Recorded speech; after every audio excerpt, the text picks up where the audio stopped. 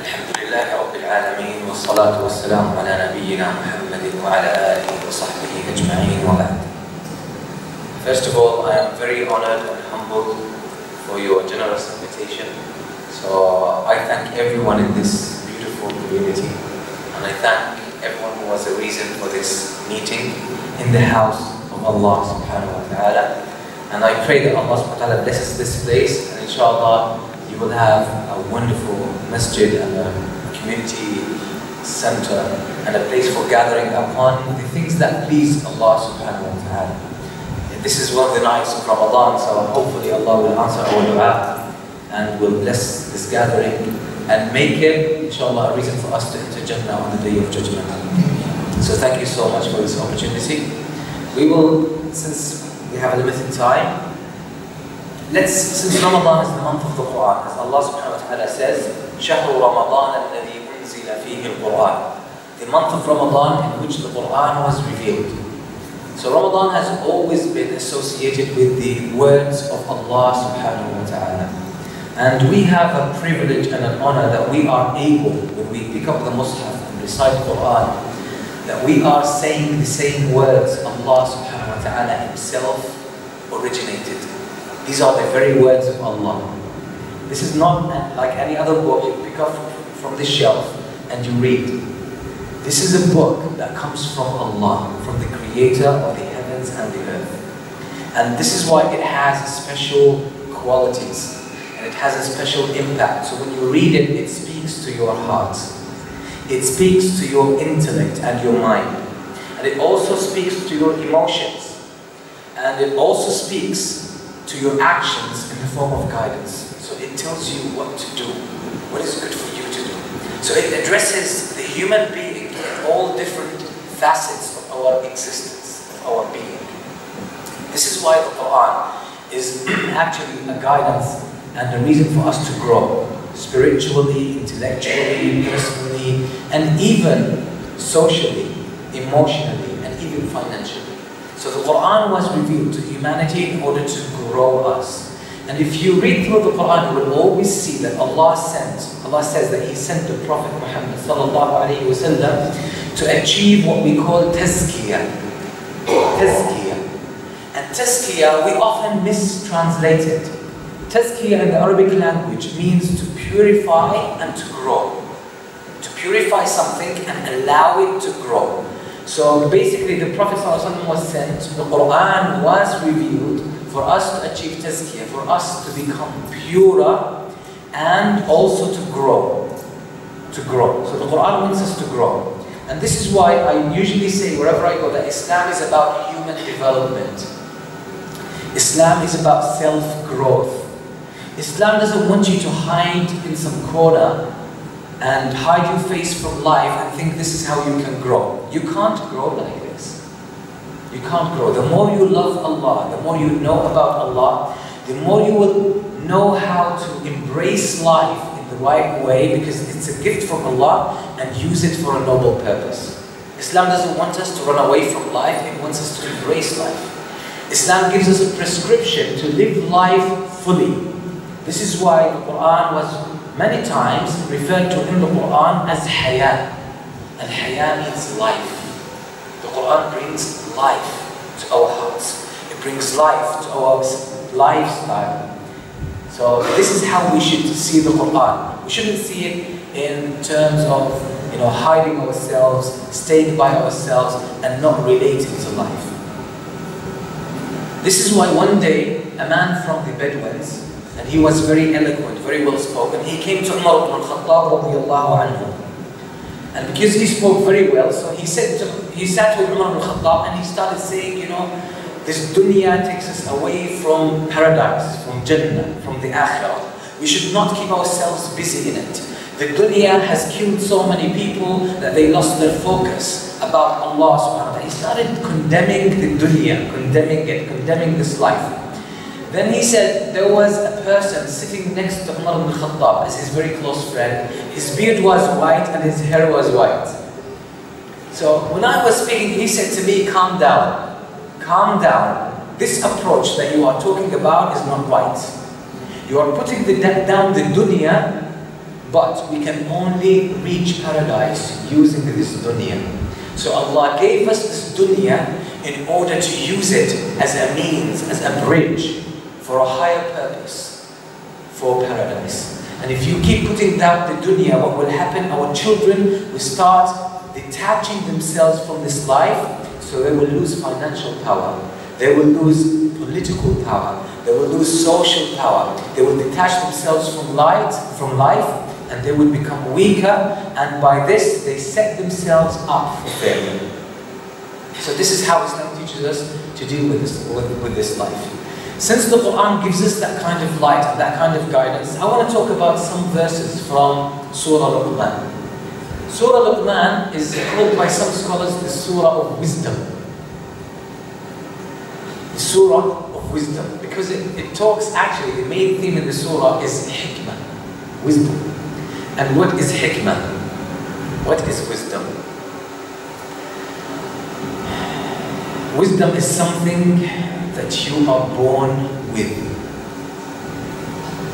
Oftentimes we are under the impression that wisdom comes with age, which is true. But you are born with the seed of wisdom inside you. Inside you. This is why our beloved Prophet Muhammad ﷺ says in the hadith, كُلُّ مَوْلُودٍ يُولَدُ عَلَى الْفِطْرَةِ. Each child, each human being is born upon a state of fitrah. Fitrah. What is fitrah? The scholars have given so many explanations. Some of them said fitrah is the love of Allah. So you are born, you love Allah. Some of them said knowledge about Allah. So you are born and in your heart you know about Allah. Some scholars said it is Islam. So you are born and Islam is already in your heart. And all of these statements are true. So when we are born, we have this intuitive knowledge inside all of us. We know Allah. We love Allah. We love good and we hate evil. But as we grow with age, we develop the tools, we develop the intellect to be able to tap into this natural well of wisdom inside us. We're more able to connect to our fitrah. So as we gain more experience in this life, we develop more insight into our fitrah, into our nature, and thus we develop more wisdom and more understanding. And we are more able to be closer to Allah subhanahu wa ta'ala. Now Surah Luqman starts with أعوذ بالله من الشيطان الرجيم بسم الله الرحمن الرحيم ألف لام ميم. 3 letters. Alif, Lam, and Mim. And these letters are a challenge for the Arabs. It sends a statement to the Arabs saying this Quran is in the Arabic language, and the words and the statements in the Quran are made from these simple letters. So now there's a challenge for you. You are the masters of the Arabic language. You are so eloquent. Produce one verse, just one verse like this Quran. You know the letters. You have the eloquency of the language. Produce something like this Quran, just one verse. And until now they could not, and they will never be able. So these letters set a challenge. Then Allah subhanahu wa ta'ala straight away talks about the Quran. Allah says, تِلْكَ آيَاتُ الْكِتَابِ الْحَكِيمِ. These are the signs, or these are the verses of the book that is wise, which is the Quran. So you want wisdom, you will find it in the Quran. And if you take the Quran to heart, if you recite the Quran not only with your mind, because this is something we commonly do. We only think the Quran awakens our mind. But you need to embrace the Quran with your heart. You need to open up your heart and let the Quran embrace your heart. Let it shape your heart. You'll be surprised that the Quran will awaken the fitrah that's already inside you. You'll be surprised. Where does this sweetness come from? Where does this light come from? Where does this knowledge come from? It's already inside you, but the Quran awakens it. So if you want to live a life of wisdom, a life of hikmah, open up to the Quran and let the Quran shape your heart. Let it speak to your heart. Not only to your mind. The Quran speaks, we said, to your heart, to your mind, to your intellect, to everything, to your emotions. It does speak to everything, but open up your heart. And this is why, as you are reciting the Quran in this month, a lot of us try to recite as many of the Quran as possible. So some of us want to make khatm of the Quran. And we're so careful about this. Today I read 10 pages. Or today I read 20 pages. I finished 1 juz. Another person said, I finished 3 juz today. Another person says, I read 10 juz today. So 3 days I will finish khatm of the Quran. So people are so competitive about this. But listen to the companions of the Prophet ﷺ. Abdullah ibn Mas'ud, the one who knows most about the Quran. Where actually the Prophet ﷺ said, if you want to hear the Quran so fresh as it was revealed to me, take it from Abdullah bin Mas'ud. Take it from Abdullah bin Mas'ud. So Abdullah bin Mas'ud used to say that if I recite 1 verse throughout the night, just 1 verse, and I reflect upon it, and I open my heart and my mind to it, it's better for me than reciting 2 big surahs just for the sake of completing the surahs.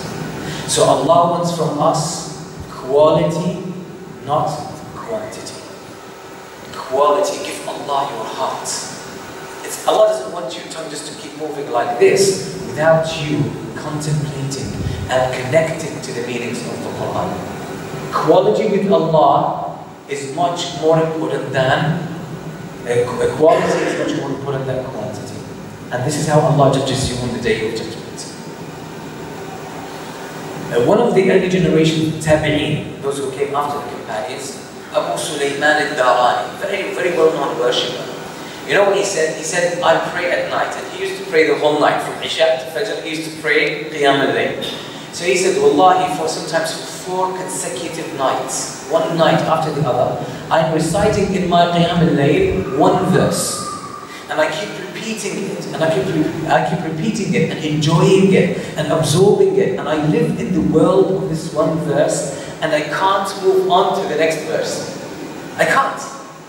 Because of the meanings that keep coming at my heart, and the enjoyment and the sweetness of repeating this verse, and living in its beautiful meanings.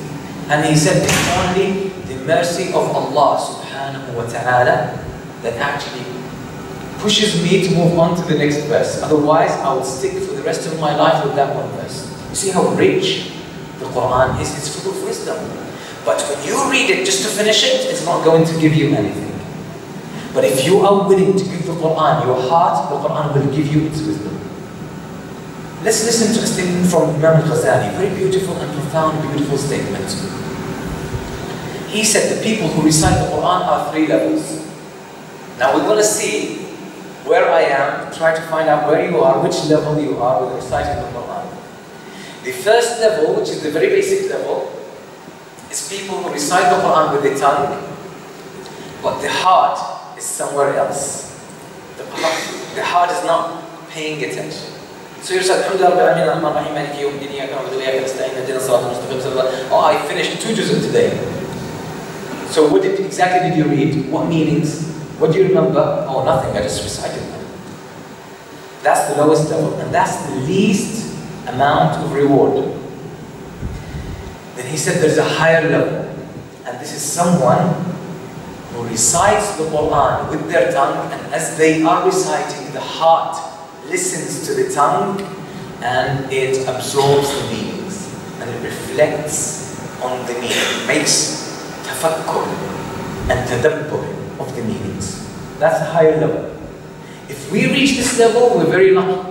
That you recite, you know what it's talking about, and you are letting these meanings feed into your heart.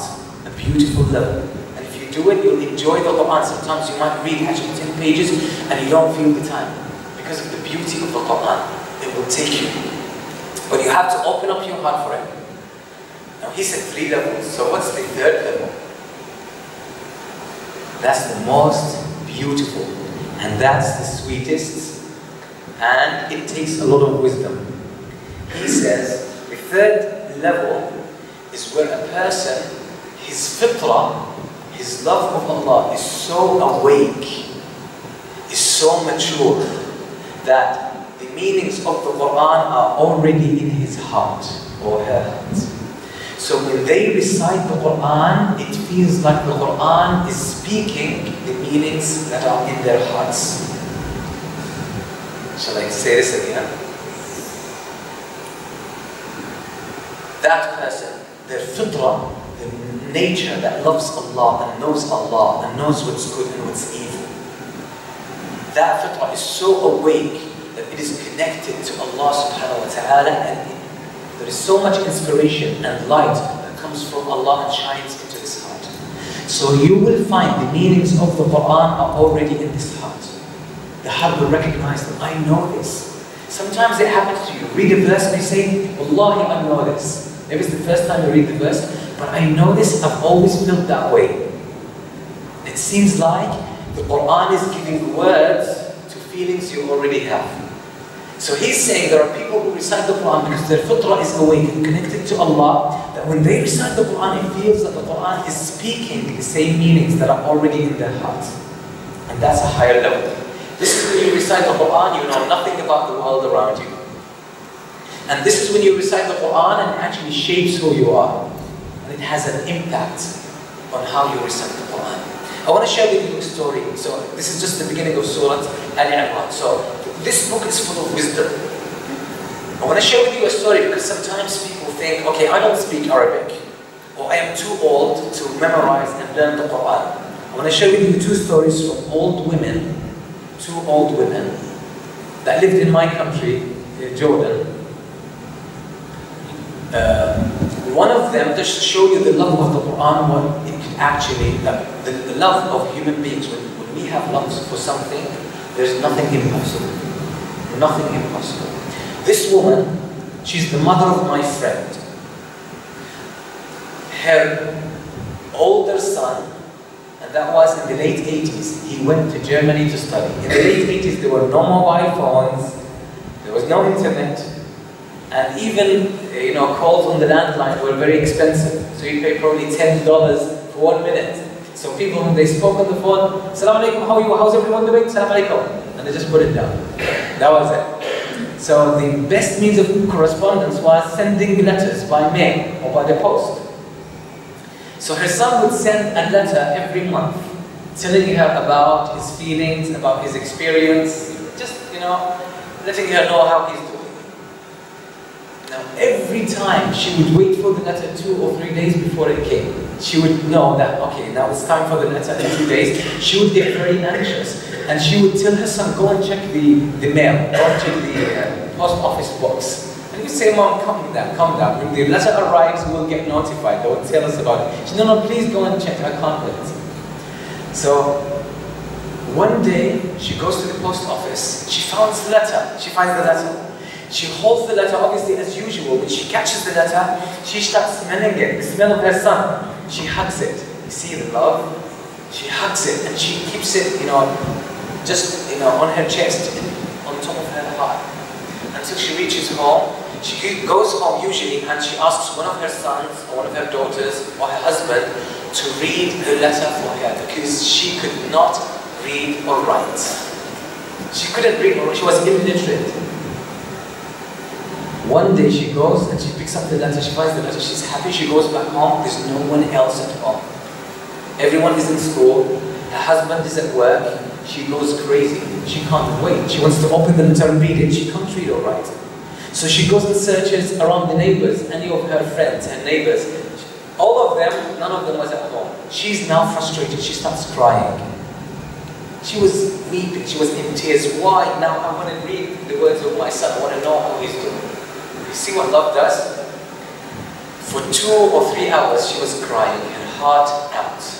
Until one of her sons come back from school, she says, come here, read the letter for me. They read the letter for her and she's crying even more and more. Do you know she made a decision at that moment? She said, I will not let this happen again. So she decided, she was 65 years old. She says, I will learn how to read. So when the letter comes, I don't need anyone to read it for me, I will read it myself. And she learned how to read and write, and now she was reading the letters by herself. You see what love does? For all of her life, she never bothered about reading.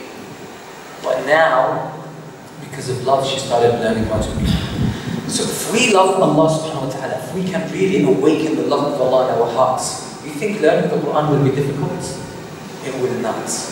The Quran will carry you. The Quran will teach you. It will lend itself to you. If you are sincere, Allah will give you more. And you will see the Quran just revealing itself to you, opening up to you. It's not difficult, but if you say it's difficult, if you use your intellect now, oh, learning a new language is difficult, I'm too old, I'm too busy, yeah, what's going to happen? It will be too old, it will be too busy. And this is a statement from Henry Ford, yes? He said, those who say they can, and those who say they can't, are both usually right. If you believe you can't, your mind will make it impossible for you, will make it hard. But if you believe you can do it, if you put your trust in Allah, you will see miracles. So this woman learned at the age of 65 how to read and write. The second woman that I want to share her story with you is actually a woman who was the mother of two scholars, two of the great scholars of our time, very well-known scholars. They passed away a few years back. She was 70 years old, and she loved to listen to the Quran. She was illiterate, again, could not read or write. What did she do? She was listening to the Quran. She said, why don't I just learn one word? Allah. How is the word Allah written?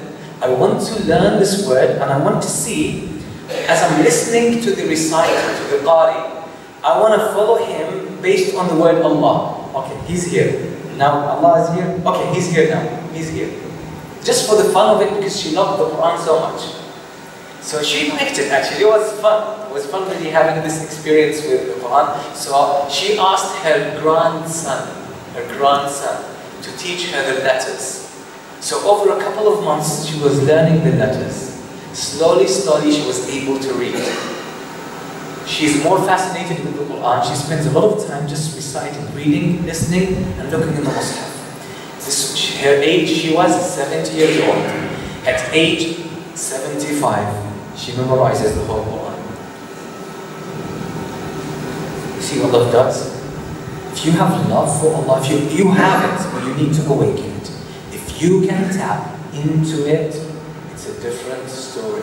It's a completely different story. And this is the book. This is what Allah says in Surah Sad, وَلَقَدْ يَسَّرْنَا الْقُرْآنَ لِلذِّكْرِ فَهَلْ مِن مُدَّكِرٍ. We have made the Quran easy for anyone who wishes to learn it. So is there anyone who truly wishes to learn it? Allah is asking the question. So Allah is giving a promise. If you truly desire to learn the Quran, Allah will make it easy for you. So if you find it difficult, there is something standing between you and the Quran, and it's usually an impression that I can't do this, I can't memorize, it's too hard for me, I'm too old, I'm too busy, I don't know the language. All of these are excuses. You want to learn it, you can learn it. Allah will make it easy for you. So this is the book that is full of wisdom. تِلْكَ آيَاتُ الْكِتَابِ الْحَكِيمِ. Then Allah says, because it has wisdom, when it gives you wisdom, Allah says after that, هُدًى وَرَحْمَةً لِلْمُحْسِنِينَ. So if you try to arrive and find this wisdom in the Quran and link that to your heart, link that to your fitrah, let it awaken your love for Allah, what will happen? The Quran will give you huda, guidance. And guidance, what does guidance mean? It means clarity. You know what life is all about. You know where you should be going. And inspiration to follow that clarity, to use that clarity, to follow the truth after you have seen it clearly. That's huda. So it's clarity and inspiration to follow this clarity and this guidance. Huda wa rahma. And if you do this, you will arrive at mercy, rahma, from Allah. So everything in Islam, everything in the Quran is full of wisdom. Everything full of wisdom, full of guidance, and full of mercy. And if you make the Quran your companion, meaning your friend, that means when you're feeling down, you pick up the Quran because you know the words of Allah will bring you up. When you feel happy, you pick up the Quran because you want to share your happiness with the Quran. It's a friend. If you develop this personal relationship with the Quran, you will be surprised how the Quran comes to life and how it assumes a character of its own. And it will give you so much wisdom. And that's the secret of the Quran. Quran, it will give you in proportion to what you give it. You give the Quran and it will give you back more. Because these are the words of Allah. And Allah said, if my servant comes to me by one handspan, this is a handspan, I will come to him closer by an arm's length, a whole arm. You give Allah one, Allah will give you back 3 and 4 and 5. That's how Allah deals with us. You deal with the words of Allah, you give them more of yourself, more attention, you give them your heart. Allah is going to make the Quran give its treasures to you. Wisdom, knowledge, satisfaction, happiness, guidance, even in your daily affairs, even in your business, even in your parenting, even in your studies. It will give you that. Because it awakens your fitrah and it makes it more practical. So I want to leave 5 minutes for questions before we go to the prayer, just to give you justice. So if anyone has a question, an inquiry, we'll see if we can deal with it, inshallah. If we have an answer, we'll provide it. If not, then inshallah, we'll ask Allah subhanahu wa ta'ala to give us more knowledge.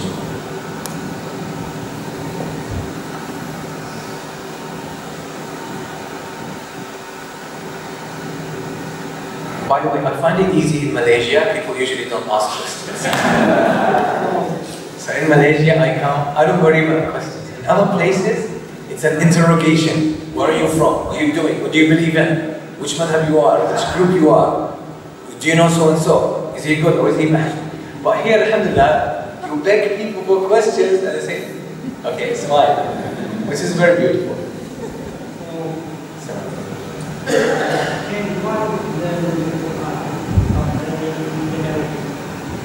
Again? There's a button, I think.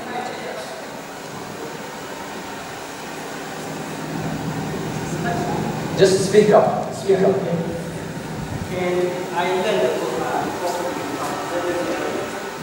Can I learn the Quran properly without learning the Arabic? If you want to read the recitation only, you need to learn the letters. You need to learn the letters. So if you learn the letters and the harakat, you'll be able to read the Quran. But in order to understand it well, you will need to learn the Arabic language. But, do whatever you are capable of. Sometimes we make our goals so big that actually it's so scary that we don't want to do it. So sometimes, whatever is available to you, do it. If you can learn the letters first. Then let this stage take you to the next one. Don't worry, don't try to work it out right from the beginning. Just do whatever is available. This will carry you to a different place where you will see things more clearly and you will be able to make better decisions. You will be more able to take the next step and it will be easier. As they say, the journey of 1,000 miles begins with one step. And that's true with the Quran. So, can you learn the Quran? If you want to learn the recitation, if you learn the letters, you'll be able to learn the recitation. But the meanings, obviously, you will have to learn the Arabic language in terms of meaning. Now, until you learn the meanings, the Arabic language as a spoken language, or as a language of communication, you can actually seek help in translations. And I believe there are plenty available in English or in Malay, and any other language, and commentary and tafsir as well. So whatever comes your way, utilize it.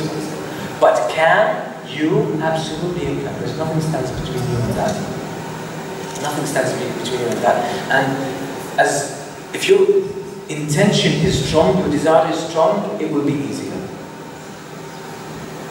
And this is why they say in Arabic, إذا توفرت النية هانت السبل. If there is a real intention, the means will reveal themselves. If you truly want something, as they say, if there's a will, there's a way in English. If there's a will, the way will reveal itself to you.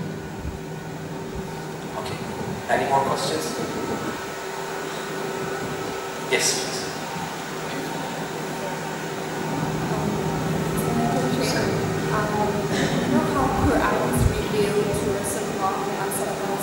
Stages, and it's over a long period of time, and then so the Sahaba has time to really practice it. Yes. For example, one example that I can think of is when the words about prohibiting from drinking, for example, it came in a few times, and it allowed the Prophet to practice, the Sahaba to practice it. So now, what's the best way to learn it? I mean, it's a lot to learn, and some of it is very technical. And how do we start? How do we go about? How do we not get overwhelmed with wanting to learn everything? Yes, it's a very good question. How can we learn the Quran since it's not small, it's big, and not all of it is so easy. And the companions, it was revealed to the Prophet ﷺ over 23 years, so it took stages. Learn it just as the companions did, 5 verses at a time. So take one group of verses, half a page, and give your life, give your heart to it. Open up to it and see what's in these verses, and don't think about the following 5 verses. Don't think about them. This is why I said, once you make a goal so big, it actually becomes so scary that you don't want to do it. You're so scared to embark on it. This is why each stage will take care of itself. Each 5 verses will take care of themselves. But there is a prerequisite to this. A lot of people think, okay, I want to learn the Quran. But they always think about the practical stuff. Okay, I just want to learn what I want to do. But there is something that comes before this. How much love you have for the Quran. Do you realize that this is Allah's message to you? Do you realize that the Quran speaks to your heart? If you can develop a personal relationship with the Quran, a personal friendship with the Quran, if you can open up to the Quran and embrace it, really, you wish that it mixes with your blood and your flesh. You wish that you can, sorry to say this, but if you can eat it, like devour it, because this is how much you want it and desire it. If you reach that stage, you will find it so easy. This love will carry you. You know what's the, let me share with you this beautiful statement before we just start the prayer. You know what's the center of Islam? What's the foundation of Islam? Which is actually the essence of who we are, deep inside us. Love. Love. The biggest, the most powerful force in the human experience is love. If you love something, you will do the impossible to get it. But if you truly love it from the bottom of your heart, the love of the Quran is already in your heart, in each one's heart, but we need to connect to it. We need to stop trying to play it smart. The Quran is in your heart, the love of it is in your heart, the meanings of it are in your heart. You just need to realize, this is what I'm searching for. All my dreams, my childhood dreams, all my aspirations, all the beauty that I've always dreamt of, it actually comes from your fitrah, it comes from your soul. Because your soul knows Allah. You know, our souls were created before, and this is what Allah says in the Quran, that He brought us from the back of Adam, from the back of our father Adam. And Allah spoke to each one of us, and Allah said to you, am I not your Lord? Alastu bi rabbikum? Am I not your Lord? And each one of us said, yes, indeed. We spoke to Allah before. A lot of the Muslim scholars throughout the ages said that our souls had a life before. We were experiencing something. And this memory is in our fitrah. It's tacit. This is where your intuitions come from. And this is what the Quran confirms and awakens within you. So if you can tap into these and awaken this love for the Quran in your heart, believe me, mechanism is unimportant. You will find the mechanism. The strategy will reveal itself. This love will carry you. So the statement that I want to say is from one of the great scholars of Islam. Actually, it was repeated and said by many of them. They said every move in the heavens and the earth, every move, any move by any creature, by any human being, by any animal, by any tree, by any wind, by any angel, by any cloud, by any move, any small move in the heavens and the earth, the force behind it, the basic force behind it is love. This is how Allah created this universe. The force that runs the universe is love. And we are made of this force, love. So if you can tap into your deepest part, and that's love of Allah. And that's what worship means, by the way. All the scholars of Islam agree that worship in essence means love. The essence of worship in Islam is love, ultimate love. So if you can tap into this, because that's your very nature, love, this overwhelming love, is so powerful that you don't even worry about the strategy. You're just going to get there, you know it. You know it. And people who are successful even in business, in their studies, like they're not worried they're not going to get it. Ask the people who embarked on their business when it was almost hopeless. And there was, like, it seemed to be like a failure from the beginning. They said, I have no concern that I'm going to reach my goal. I can see it with my mind's eye. I'm so confident. I don't have any doubt about it. When everyone around them was doubting them. This is the power of love. When you love something and embrace it, you will see it as a reality before it happens. And this is what the Muslim scholars as well, like Ibn al-Qayyim, said everything is created in the mind first. And when it's created truly in the mind and the heart, now it's on its way to become a reality. So, inshallah, you can learn the Quran simply if you awaken that love for the Quran inside you. Remember, imagine that these are the words Allah said to me. What is He telling me? What does He want me to learn from Him? What's the message of this verse to me? I want to embrace it, I want to learn it. I'll give it my heart, and I will see what it gives me back. And you will never regret that. That's right.